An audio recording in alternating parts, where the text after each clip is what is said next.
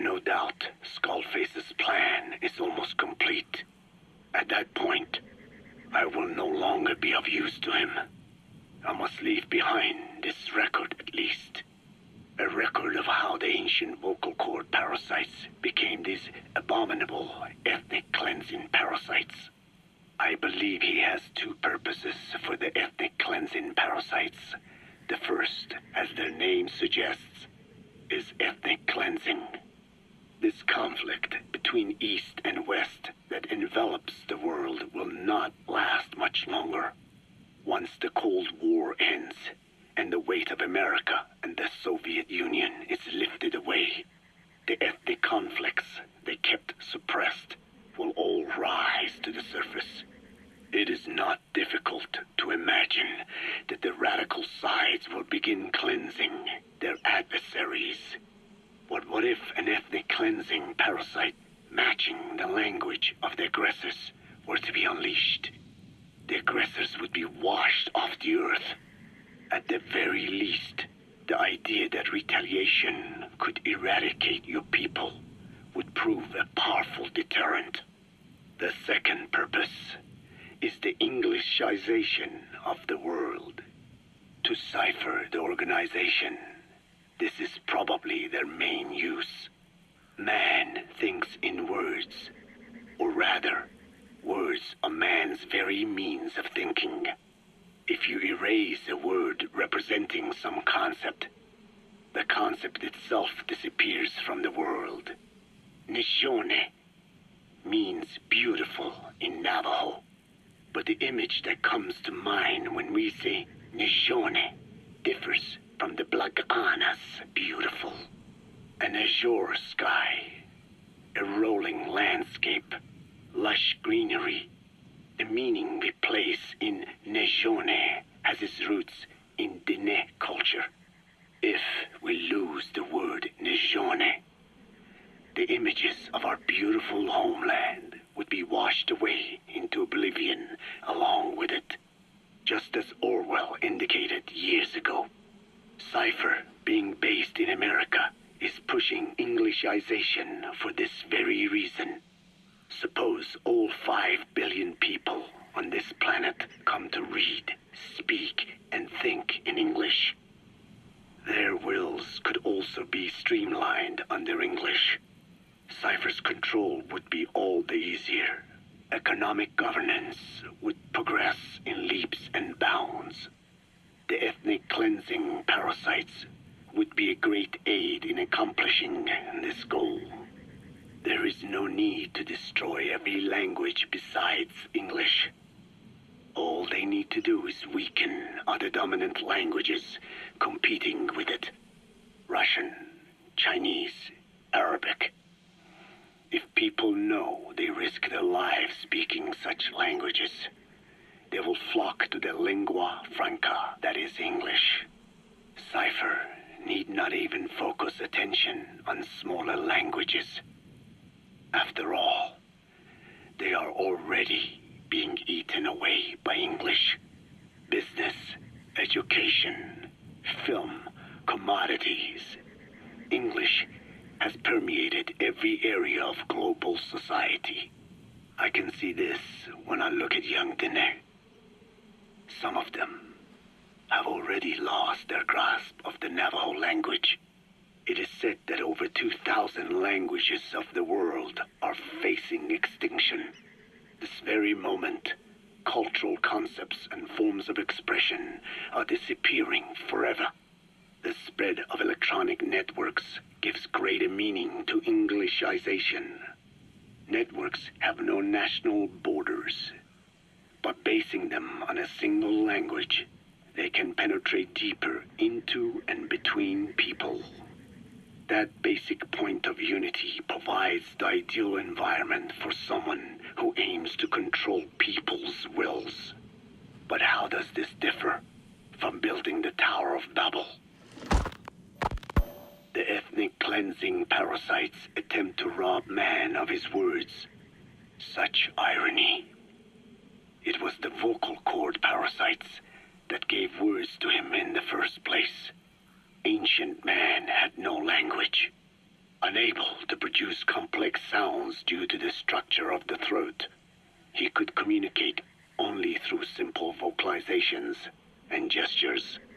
Then the vocal cord parasites infected his larynx. Man's transition to walking upright did not gift him solely with intelligence, but also with his voice.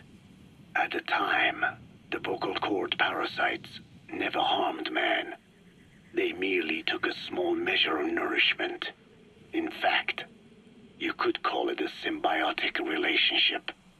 Some animal species use particular vocalization patterns to attract a female and reproduce. Songbirds, certain insects, and also the vocal cord parasites. The difference is that the parasites themselves did not produce sounds. Rather, they had their hosts, man, do it for them. Once secure on the human host vocal cords, a male vocal cord parasite caused the host to produce a certain sound pattern, something like a warble of a bird. Meanwhile, females parasitizing other host pharynxes need only wait. Upon hearing the sound pattern of an attractive mate, they would manipulate their hosts into making contact with the person it came from. The female traveled through his host's saliva to the other host's vocal cords, where the male was waiting and the pair copulated. We can only imagine how the female manipulated his host, but it was probably through smell. Smells traveled directly to the limbic system via the olfactory cilia in the nasal cavity. Volatile compounds released by the female would stimulate the limbic system, which controls instincts, making the host feel amorous. This kind of sexual selection naturally led to competition between the male parasites. Males that had their hosts produce sounds perceived by females as more attractive succeeded in copulating and producing offspring. Evolutionary traits caused by sexual selection are curious.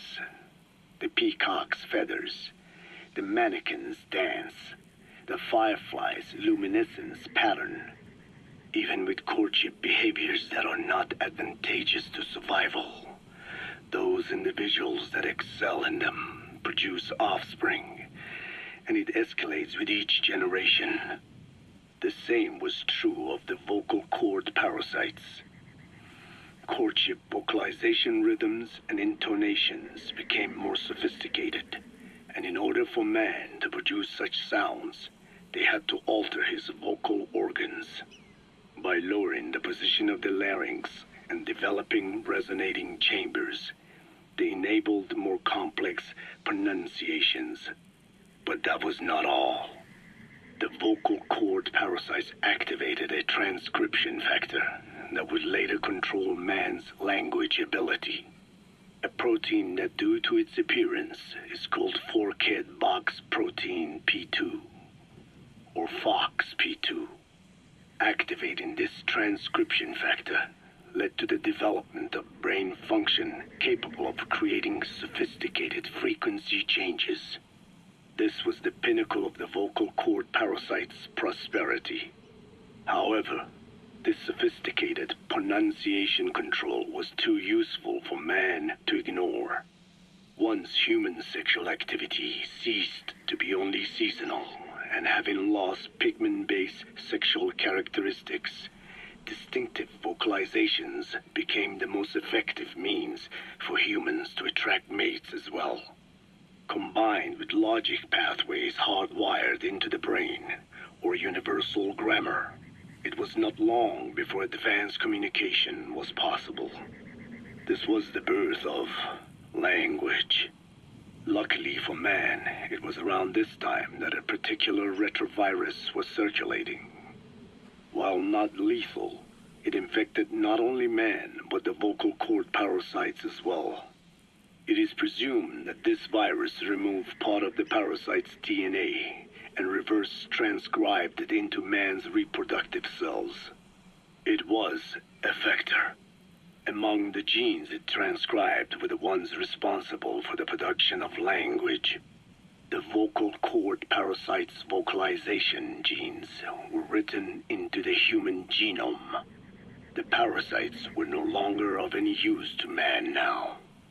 Man could use his voice as he pleased, when he pleased, hindering the parasites' courtship vocalizations. Having lost their opportunity to reproduce, the parasites died out, leaving behind only the transcribed genes.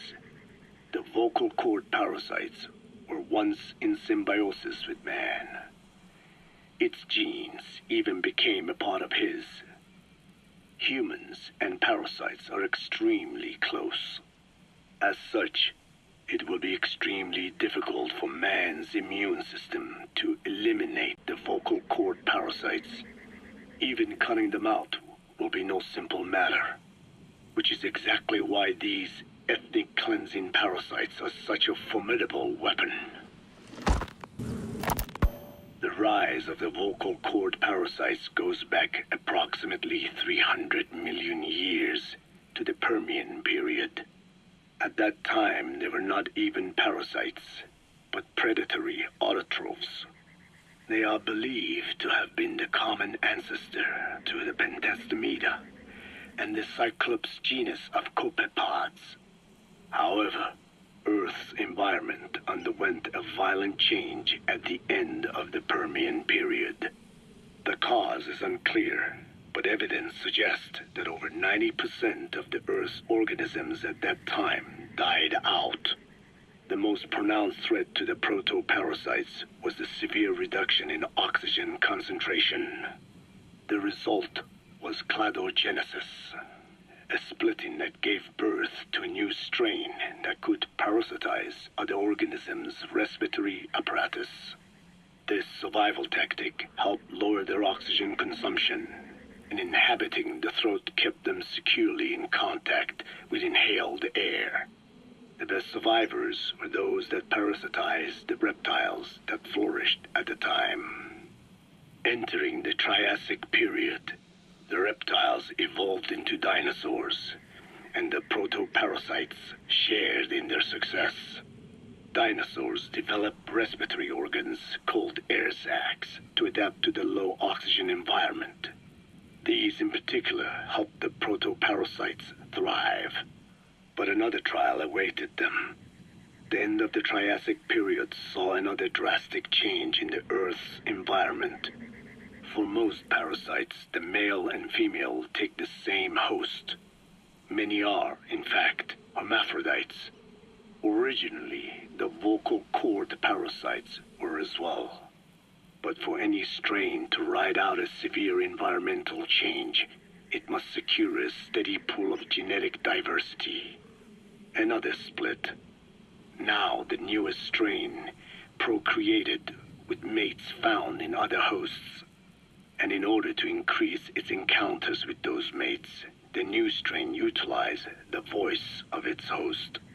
They came to inhabit the host's vocal cords.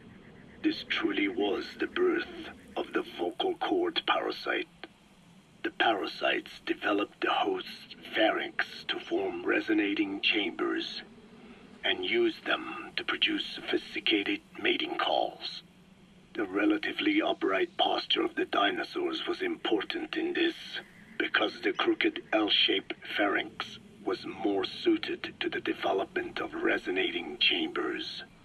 These developments ushered in a time of great prosperity for the parasites. But for the third time, the parasites had a major hurdle to overcome. The meteorite impact at the end of the Cretaceous period, which spelled the end of the dinosaurs. With their hosts extinct, the vocal cord parasites had no option but to find a new habitat. Birds. As genetic successors to the dinosaurs, with functioning air sac apparatus already in place, birds were the perfect choice. But the parasites could not survive in birds that flew at high altitudes with thinner air. So they parasitized ground-dwelling birds and all altered their respiratory system for the sake of reproduction.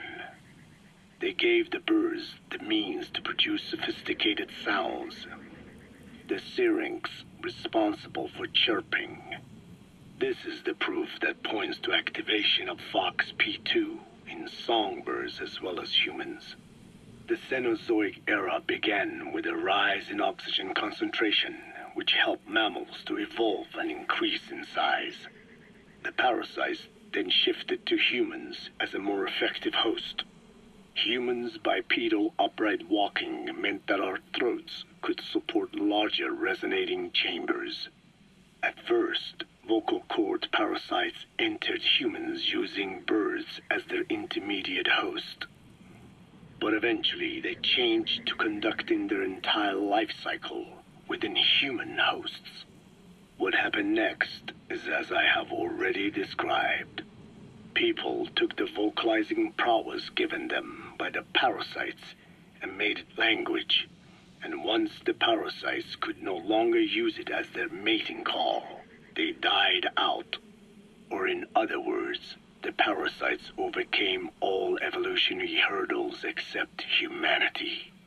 Skullface shared his opinion on this matter. He said the Ethnic Cleansers Project was sure to succeed. After all, the parasites had a grudge against us humans. To think we awoke them after such a long slumber, just so they could sate their thirst for vengeance. It is terrible, unforgivable, and yet it is what I have done. I learned of the vocal cord parasite's existence in literature belonging to the Foundation. It was little more than a theory.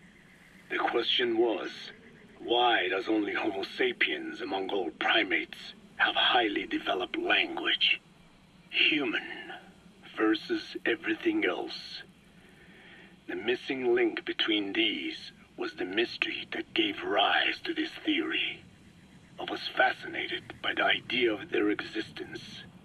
In the Dene creation myth, the Neo Dene, who first inhabited the world, were insect-like creatures. I came to imagine that those insect-like creatures could be humans living in symbiosis with the vocal cord parasites. But I had not the faintest idea of how I could resurrect them. That is when Skullface came to me. What he offered me was not just assistance with my metallic archaea research. He told me the vocal cord parasites really existed. And not only did they exist, they had already been brought back to life in the modern age. An ancient human cadaver, host to the parasites of the time. Cypher excavated such a cadaver from a permafrost region and isolated the DNA coding of the vocal cord parasites. Naturally, they were long dead and could not be brought back, but there was an alternate vessel they could use. A relative species of the Pentastomida discovered in China. It had adapted to live in the nasal cavity of animal hosts, but its genetic sequence showed signs of common ancestry with the vocal cord parasites. Ontogenesis, the path of an organism to maturity, is like a roadmap of the phylogenetic evolution of the entire strain. Cypher used this to effect a reverse evolution of the modern parasite and resurrect the vocal cord parasites. They interposed a developmental mechanism to the ontogenetic stage analogous to when the relative species first appeared, the point at which it split from the vocal cord parasites, forcing its evolution down the other path, the vocal cord parasite path. The larvae is produced by the vocal cord parasites. Reborn. I do not know in detail how Cypher accomplished this, but clearly they have access to higher-level genetic technologies. Skullface said it was the work of a genius woman scientist, and that the relative species in question was first discovered by a group once called the Philosophers. I was tasked with modifying the resurrected parasites. He charged me with two demands. First, to add lethality to these organisms that had once lived in peace with man, by unleashing the larvae's latent desire to consume nutrients from the host's lung tissue, making them eat and eat until the lungs were destroyed. Second, to have both male and female inhabit the same host and copulate then and there only when exposed to specific pronunciations continuously over an extended time. What he would do to the Diné if I failed. I had no choice. Originally, the ultimate objective of the ethnic cleansing parasite project was the identification of not only languages, but of actual cultures. Language is deeply connected to ethnicity, but many languages are employed by multiple ethnic groups, and confrontation between those ethnic groups is by no means rare. If the cleanser parasites were to be a deterrent against ethnic conflict, they had to distinguish between groups using means other than pure language. The original plan called for this to be achieved by differences in the transmission vector. Each ethnic group has different lifestyle customs and eating habits. For instance, parasites living in shallow water and taken in through the skin could be used to target rice farming groups, or parasites using cows as their intermediate host would be ineffective against cultures that abstain from eating beef. But that is a lofty goal indeed. The current parasites mainly rely on droplet transmission. It would take extensive time to alter the transmission route. I eventually learned that the Ethnic Cleansers project had been shut down. It was Skullface who put it back into operation. But despite that, he told me to forget about the transmission route and just focus on language identification. I do not know why. I understand that the Chinese philosophers who discovered the relative species of parasite originally planned to develop a phonogrammic Alexia parasite. The left temporal parietal region is home to the part of the brain that identifies the phonetic symbols of the English language. They wished to create a strain that would parasitize that region and suppress its literacy functions. The brain area responsible for identifying the logographs of Chinese, meanwhile, is in the left middle frontal gyrus, meaning that even if native speakers of Chinese were infected with the parasite, the literacy would be unaffected. Old and new, east and west, there is no limit to the delusions of those in power. But this delusion threatens to become a reality. I have to do something to stop this. There must be something I can do. A ruler's greatest wealth is not money or land. It is the number of individuals under his control. Subjects who work, consume, are there to be used as pawns in war. For a capitalist ruler, his people's power becomes his power.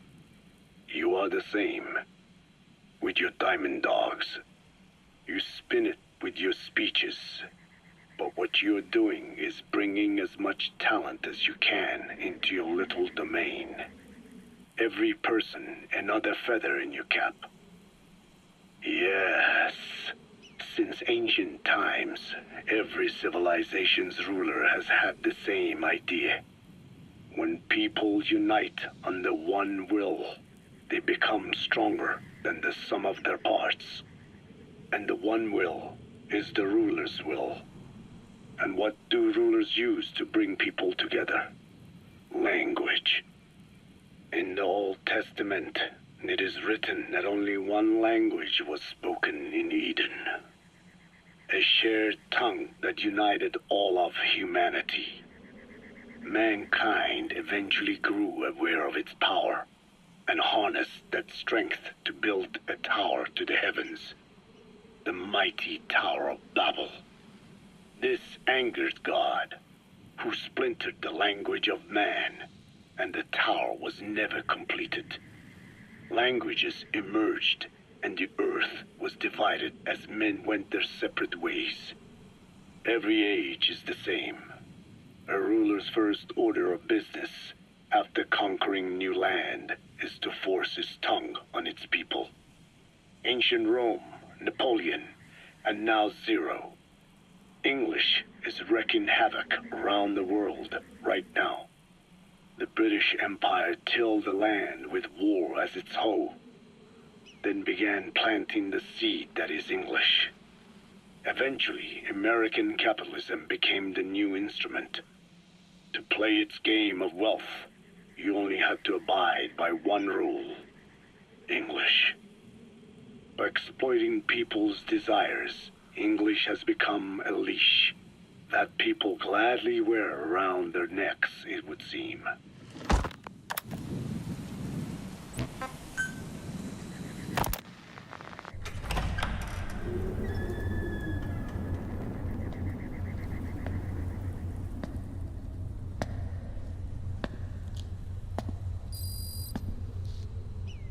Ya'at-e.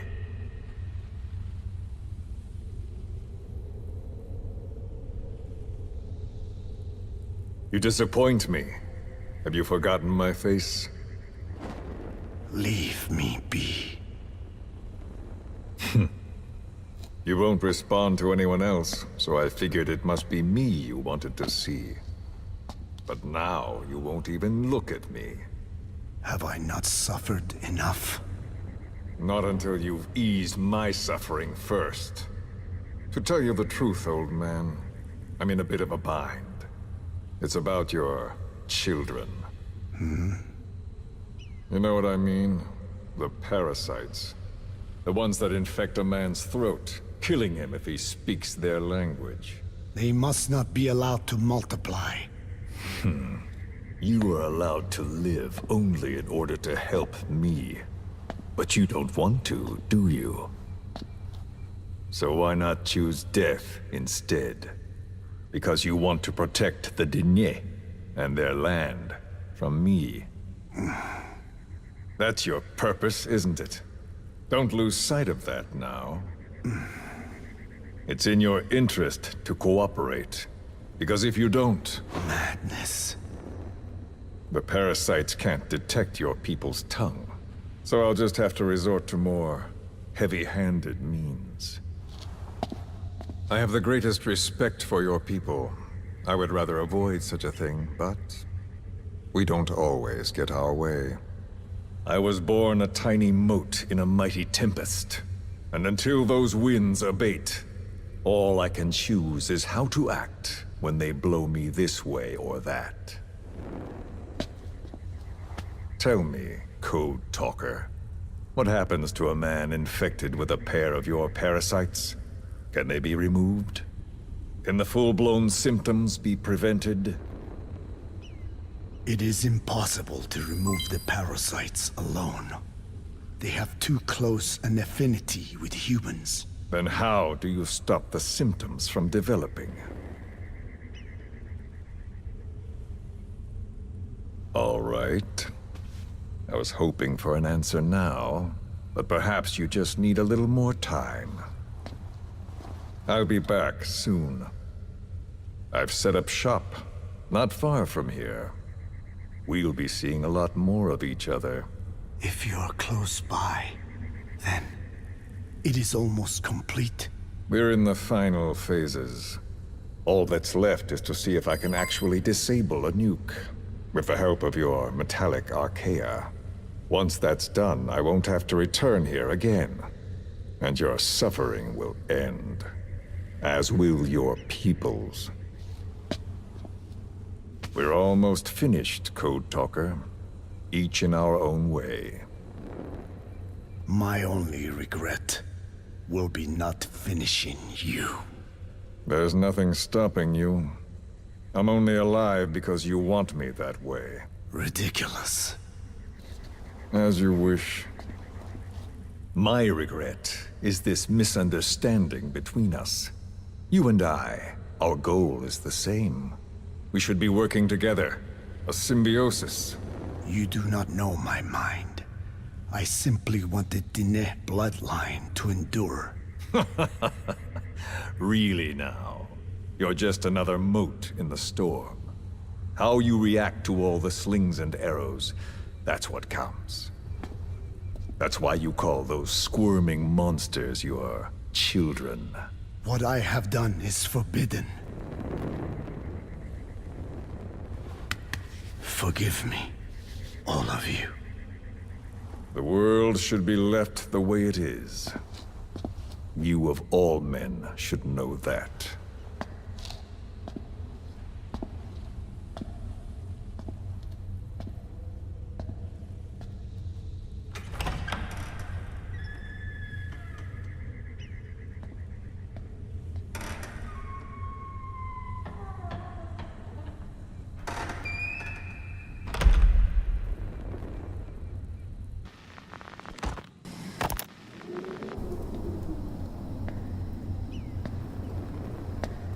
Forgive me, but my schedule has changed.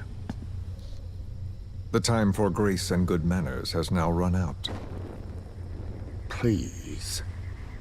Torture will not work on me. Surely you know this. Oh, I have no intention of getting rough with you. You haven't been beaten. Your hands aren't even tied. Just like me, you live in symbiosis with countless parasites. What wounds I might inflict, they'll patch right up. You might feel considerable pain, but I've no doubt you can withstand it. Then what do you plan on doing? I have a soldier standing outside. Nothing special about him, except that he always obeys. I have given him one instruction. Whenever I ring this bell, he passes on a message for me. That message is simply, go. What is this? After that, though, it gets complicated. The message will arrive at a room. A little bigger than this one, nothing special. Some of your people are in this room, surrounded by my men. Enough of this. They pick them at random. No regard for age, gender. In that, I suppose, they're different from you. Not as discriminating. They tied them up, one by one, blindfolded them. We had to maintain order, you understand? You bastard. Go. When they hear that, my men will pick one of your people and infect them with a parasite. Your parasite. It won't work on my people. True. The vocal cord parasite doesn't respond to your language. But what about English? An English strain. It exists. A ring of this bell, and they infect one person. If that person abandons the Navajo language, the English strain will trigger symptoms. You monster. So, it's quite simple. Every time I ring the bell, another of your people is infected. Don't do this. I don't want to do this. I'd rather not have to ring the bell, which is why I'm hoping you will talk to me. What do you want? What else could you possibly want? You know the answer to that. How to prevent the symptoms caused by the parasite. You cannot control it like some slave. Forget the idea. Forget it. Unlikely. I will never tell you. What have you done? You made me do that. You black-hearted... Settle down. Don't use it again. Well, that is up to you. All you need to do is tell me what I want. How to prevent the vocal cord parasite's symptoms. Why? Why do you need to know? The adult soldiers at Amasa are all dead. What? The parasite traveled downstream. How? It would appear that he was involved. Another demon who woke up from 9 years of slumber. As a result, the vocal cord parasite spread through the village. I told you this would happen. It was an unfortunate accident. He is becoming an annoyance. He may stumble upon the truth sooner or later, but I suppose that is really of no consequence. One day, he too will pay for what he has done. Black Anna. The real demon is you. You know, this incident made me realize something. You are right. I should have acted with more humility. These creatures cannot be controlled. All the more reason I require a means to stop them. There is no such way. Oh, really? Wait! Don't ring it again. It is up to you. Out with it! I see now. There must be more to it than that. What? They are in you.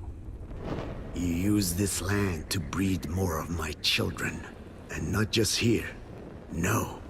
In pursuit of your ethnic cleansers. You sifted through many language strains. Finding hosts. Breeding more and more. You would have been infected in the process. Infected with countless strains. Most likely your mother tongues as well. Romania, Northern Transylvania. You found that one too. Yes, the Hungarian strain. That responds to the CK's dialect. Silence! Black Anna. It is you who shall pay.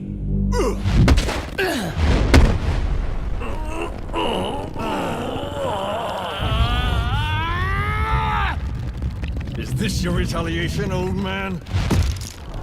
Let my people go, and never bother them again.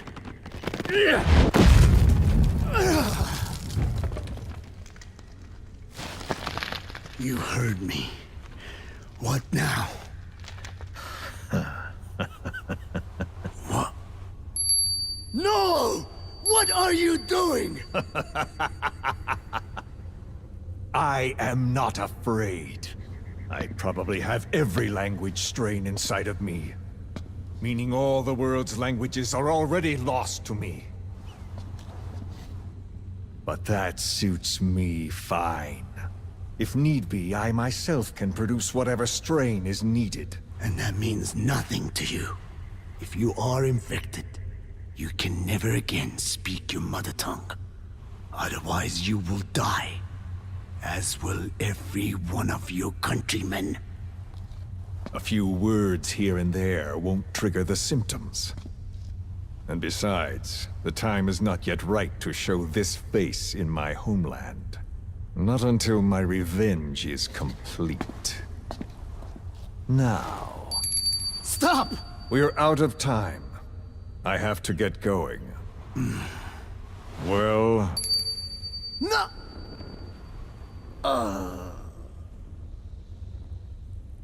Radiation. It's radiation. Radiation, of course. So it can be used. But how much? I do not know. Radiation denatures their reproductive cells, preventing them from mating. Same principle as the sterilization technique. The reproductive cells are more sensitive to radiation than the rest of the body. But I have not tested it. There is no telling what mutation could result, or how the host may be affected. Not to mention what could happen if this is done post-infection. I don't care. This plan goes into action now. As long as it works, the details can wait. You wouldn't be lying to me, of course, old man. I can guarantee nothing. I owe you my life. My body has been burned on countless occasions, but it survives, thanks to your children. That is why I trust you. Then do not repeat my mistake. What's that? In the West, it is said that the Word became flesh and dwelt among us. In the East, it is said the man of flesh brings spiritual power to words. The people knew back then that these creatures carry the gospel.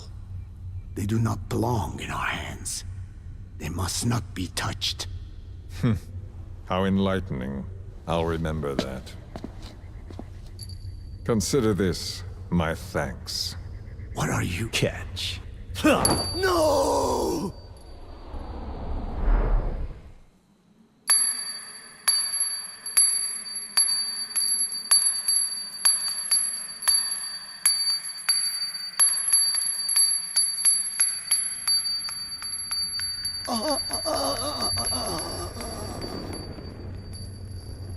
Well then, I'm afraid it really is goodbye this time, Code Talker.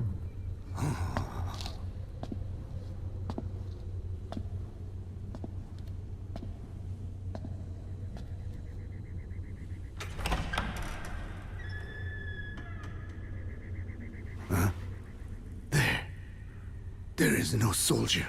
Huh. Now where did he run off to? Guess he wasn't as obedient as I thought. There never was any soldier. So long. You! How dare you!